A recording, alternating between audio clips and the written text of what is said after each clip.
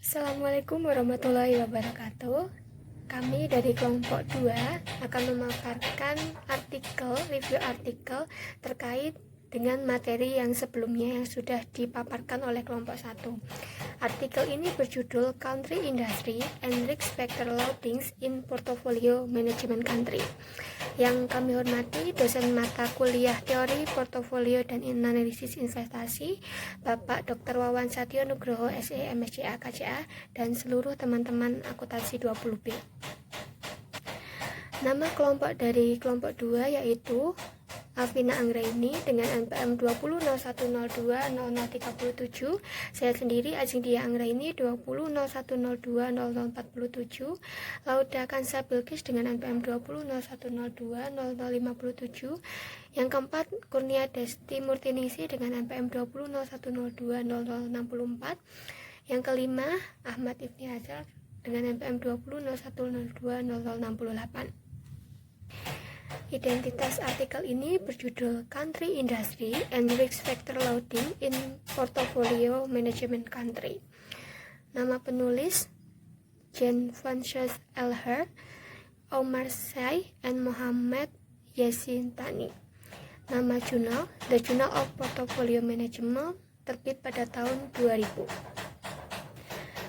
Latar belakang pada artikel ini adalah portofolio global yang dibangun menggunakan pendekatan top-down biasanya dapat dialokasikan berdasarkan dimensi negara atau industri tergantung pada kepercayaan manajer portofolio bahwa pengembalian diatur terutama oleh efek negara atau industri.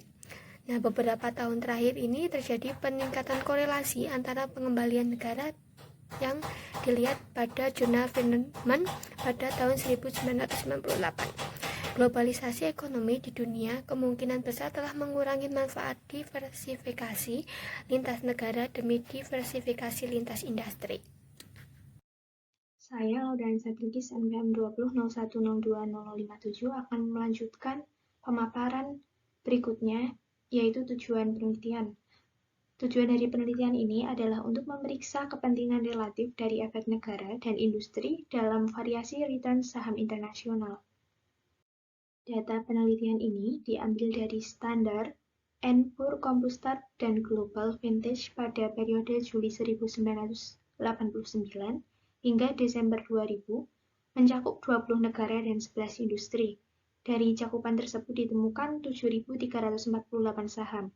Sampel mencakup semua perusahaan yang informasinya tersedia sebagai berikut. Yang pertama, pengembalian total berdenominasi dolar. Yang kedua, kapitalisasi pasar rasio book to market. 3, deskripsi afiliasi industri dan negara. Pada eksibit 1, memberikan statistik deskriptif tentang pengembalian yang diamati dari Januari 1992 hingga Desember 2000. Panel A memberikan karakteristik pengembalian utama berdasarkan negara, rata-rata memeriksa 367 perusahaan per negara.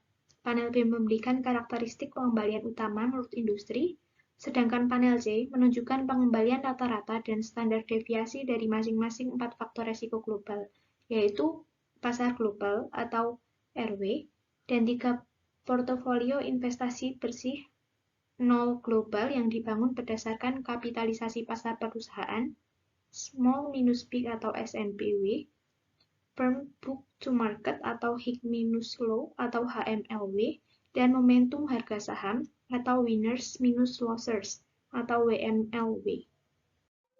Dan saya Alvina Anggraini akan melanjutkan presentasi dari rekan saya yang selanjutnya adalah metodologi penelitian. Metodologi pertama yang disajikan didasarkan pada efek tetap negara dan industri, dan yang kedua mengintegrasikan efek tetap negara dan industri dengan penguatan faktor global.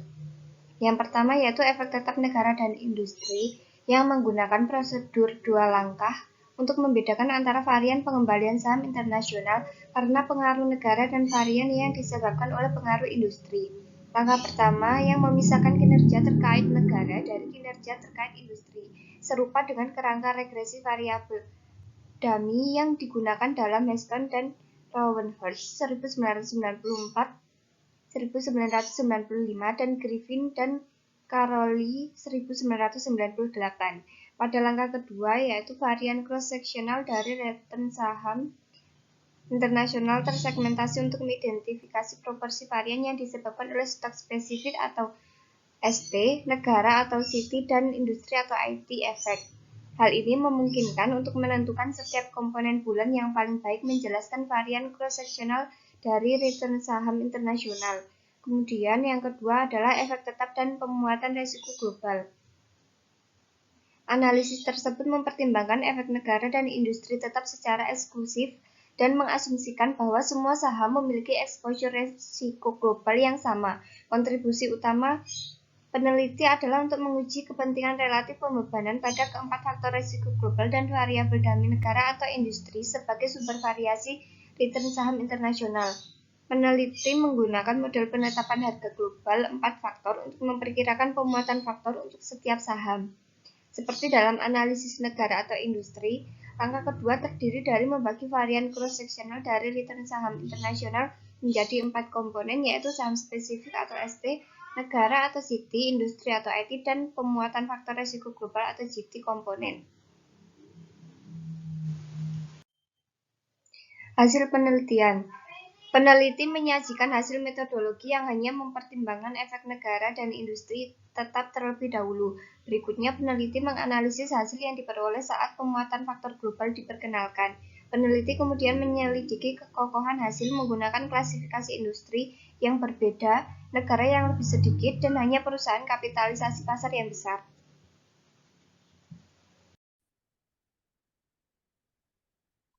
Baik, saya Kurnia Desi Murtiningsih, NPM 2001020004 akan melanjutkan presentasi yang selanjutnya, yaitu mengenai metode penelitian.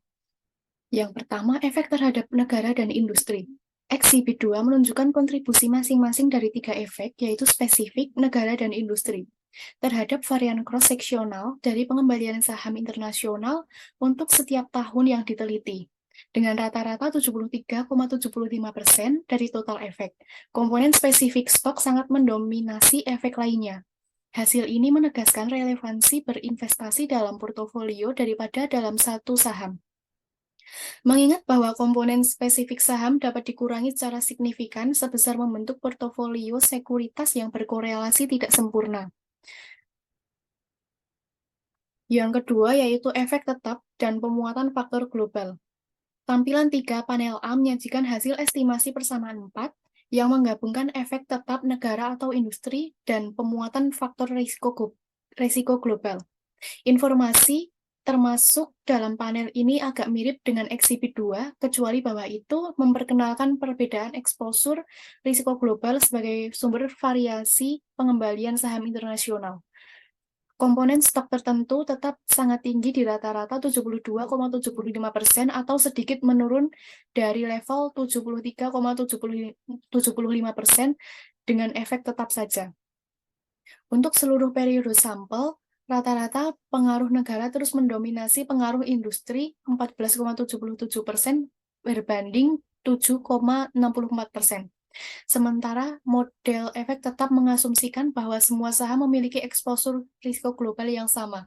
Hasil di sini menunjukkan bahwa pemuatan faktor global menjelaskan rata-rata 4,83% dari varian pengembalian. Tampilan 3 panel B menunjukkan perincian beban faktor global menjadi 4 komponen. Korelasi antara keempat beban faktor risiko global, eksposur risiko global yang paling penting adalah pasar global dengan 1,46% dari total varian diikuti oleh SMB, HML, dan WML. Dengan varian masing-masing 1,12%, 1,06%, dan 0,96%. Baik, yang selanjutnya akan disampaikan oleh rekan saya. Ringkasan penelitian. Portofolio global yang dibangun menggunakan pendekatan top-down biasanya dapat dialokasikan berdasarkan dimensi negara atau industri yang bergantung kepada kepercayaan manajer portofolio bahwa pengambilan diatur terutama oleh efek negara atau industri. Beberapa tahun terakhir menjadi peningkatan korelasi antara pengambilan negara. Globalisasi ekonomi dunia mungkin besar telah mengurangi manfaat diversifikasi lintas negara demi diversifikasi lintas industri. Tujuan dari artikel ini adalah memeriksa kepentingan relatif dan dari efek negara dan industri dalam variasi return saham internasional. Artikel ini membandingkan kepentingan relatif dari efek hambatan negara, industri, dan faktor global dalam menjalankan volatilitas pengembalian saham internasional selama tahun 1990-an. Akibatnya, diversifikasi lintas negara rata-rata lebih efektif daripada diversifikasi lintas industri, tetapi efek negara menurun secara signifikan pada 1990-an. Porsi yield spread yang ditanggung obligasi pemerintah turun dari 26% 80% pada tahun 1992 menjadi hanya 7,850% pada tahun 2000 atau 70,72%. Efek industri memainkan peran penting dalam menjalankan fungsi pengembalian pasar saham internasional yang berkisar dari 5,54% pada tahun 1992 hingga 17,39% pada tahun 2000. Mereka mendominasi obligasi pemerintah pada tahun 1999 sampai tahun 2000. Selain